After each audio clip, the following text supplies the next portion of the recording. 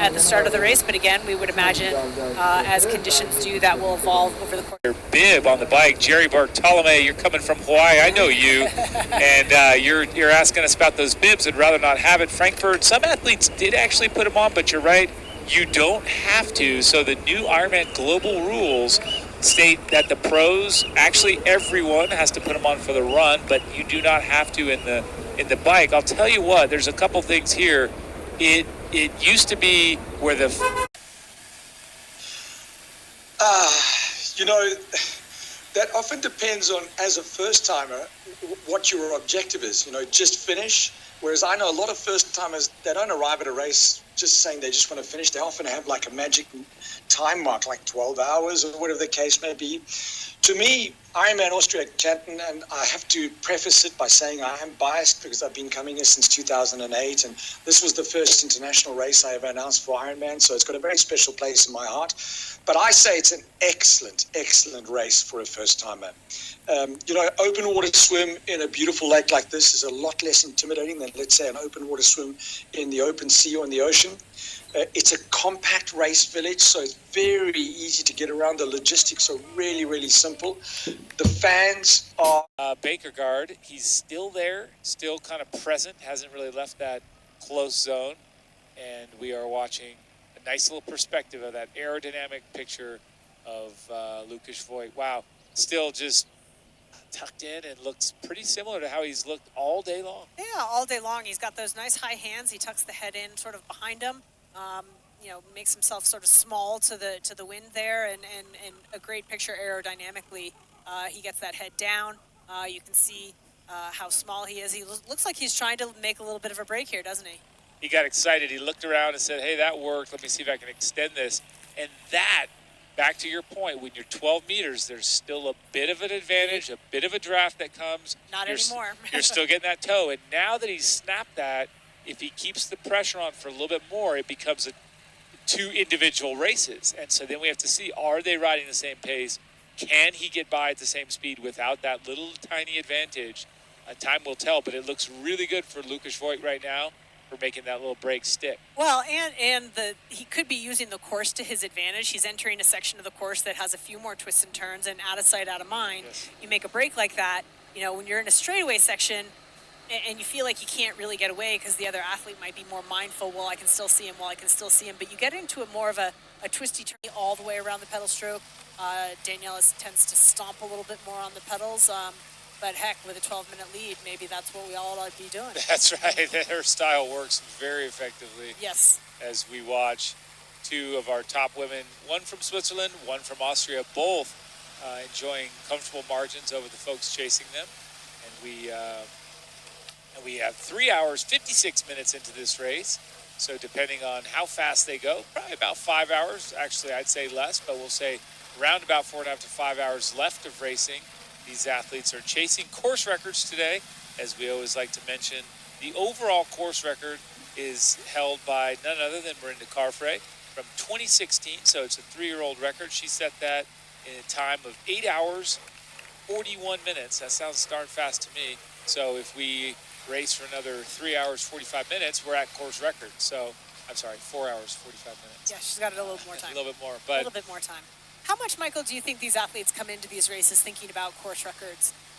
You know, is that something that would be on Daniela's mind, that she knows that Mirinda Carfrae has the course record and she wants it? Or do you think she's more mindful of her own individual sort of overall performance regardless of course records? I think she knows. I think most athletes don't. I think most athletes don't care. But I think in this sense, she knows what she also knows it's a different bike course. So she knows there's changes there. Could be faster, could be slower. But she knows. They know these things. Do they chase it? Maybe not. Does she get in there and realize, you know what, I'm nowhere near it? But when it comes down to it, someone's running and say, oh, you're 10 minutes. To go anyway, we looked down and we could see that it was about to be. There's David Plese. Yep. He's lost time, so he's now. That last segment, he's been giving up a minute per K on the athletes around him, so he's obviously gone through a bit of a bad patch. That's right, 5:30K for that segment. He went backwards, and so now being 1 minute and 30 down, he's not.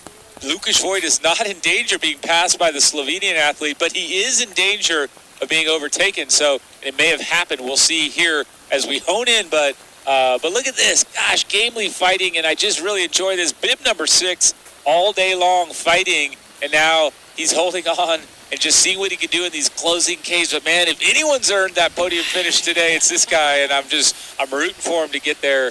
There it is. If we look at this as our exact update, 0.12 of a second behind, or 12 seconds behind. That's right. I don't know what that dot's there for. We just get that out of there. I don't know who's trying to tell me that, but either way, it's good information coming to you. And you never really want to say this, but mahalo to those of you that are helping out with the data here for me. I do like it, and I'll always continue to like it. In fact, I love it. In fact, I could use a hug. But look at this. Here's Morn Haystack and say Daniela Reef is just on a different class. That is true, and we know this, and she is still up front pushing for what we believe can be a course record, a low 250s marathon. She's still on track for that, just forging through the weather here. No, it's another cramp, and just in time there's the pass. To have the pass. Yep, and there's the pass right there. He sort of didn't see it happen. He sort of saw the lead bikes. We have had a lead change, but I guess... It may well be that he's surprised it's the athlete that he is. I think he might have been expecting David Plese, but it's not. So I think he sort of did a double take there. But whatever it was, boy, did he stand upright. That stopped him perfectly permissible. He should zip up for the finish line, tidy up a little bit, and he'll do that anyway to acknowledge his sponsors. But the way he is running right now, fully permissible. He is unzipped, but not flapping about. So as a cooling mechanism, this is now permitted. This is the evolution of the rule that broke a little bit away from what the ITU rule was, that didn't permit you to unzip past the sternum. He is obviously unzipped, but he is tidy and not flapping. So this is permitted, and as he enters the finish line, he will zip up and tidy up for finish photos and acknowledgement and crowd support for the sponsors who are supporting him. And a lot of that just becomes, too, that's got to be for your sponsors. You'll make sure all those logos come across. But it does look better. I think, in the end, the rule has evolved in a positive direction. Maybe we don't need it at all, but I think to have uniformity is, again, what we're aiming for, to have some rules you can kind of count on. And I think that one thing that's cool is that the Ironman committee that was in charge of that, the head official, they listened. They want to hear what was reasonable and wasn't. And so all these rules are everything from qualifying down to zippers. The Ironman's trying to listen to these athletes. Yeah, absolutely. Very receptive to the feedback that they get. And again, I think, to be in uniform with the IT rules is great. You'd like to see some universality across the different sort of bodies of multi-sport racing. But again, you think about how it applies to Ironman, different distances than the ITU. And so there are different considerations, and I think they did respond accordingly. And again, I think we'll see that again you could call it a safety consideration for cooling. The athletes need to be able to cool down, and so the ability to unzip, I think, is a welcome one. And he's taking a peek over his shoulder as he starts to think about making his way back, weaving here through town, making his way to the finish line, also making her way to the finish line, Daniela Reef, and this is the first time we've seen her slow to a walk, getting some calories and some hydration on board. The first time I think I've seen her facial expression show anything but a calm confidence. She's starting to look a little stressed, not in that she's threatened in any way, shape, or form, but just that the distance is starting to wear on her as well, and I think she will be ready to get to the finish line also. And we are super close to seeing our men's winner come across the line. There he is, back in front, having a peek at how good it feels to win an Ironman. This man gave 2 double fist pump, and that's when you finally allow yourself to celebrate having crossed the 41.6 kilometer mark. Astute observers will say, yes, 42.2 means he's only 0.6 of a kilometer away from the finish. So that's a real short drop. Might not feel so short right now, but this is the time to soak it up. He's there. Yeah, I think so. This is it. You start to roll in those second, third place finishers. And is there a possibility we'll see a shakeup? Unlikely. 7 minutes difference between third and fourth at 26K. I only say unlikely because the paces are pretty comparable, but let's just give it up for Frankie and say, hey, maybe she can pull it off. That newly found confidence in the run and coming off that 125 win in her Ironman 70.3 just recently. But let's just come back here and say here's some more of that beauty of the sport, run along with a lap age grouper. Daniela Reeve picking up the pace a bit. You can see the turnover coming up a bit stronger.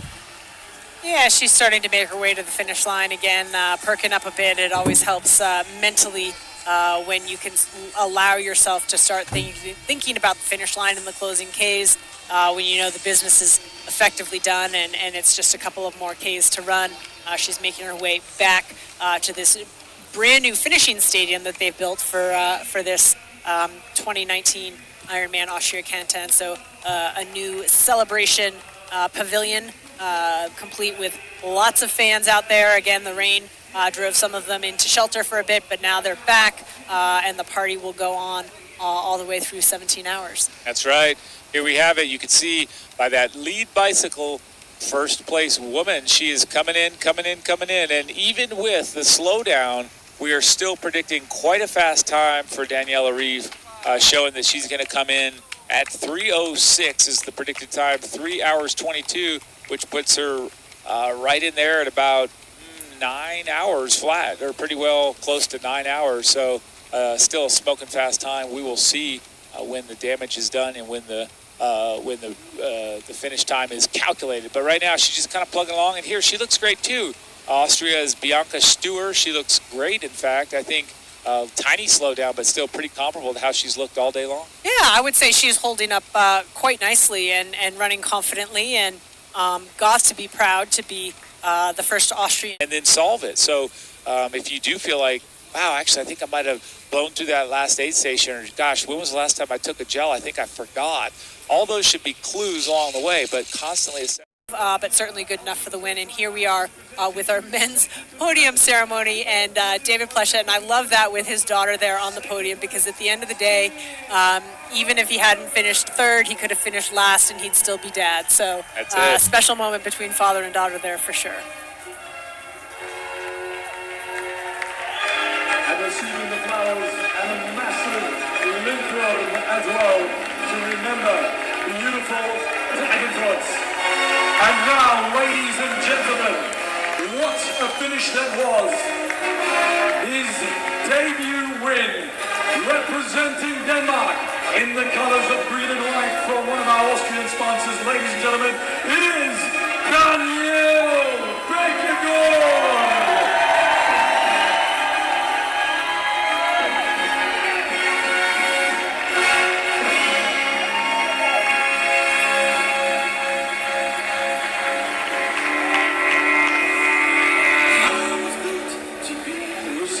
Flowers and a very special pair of lederhosen. You are now an Austrian.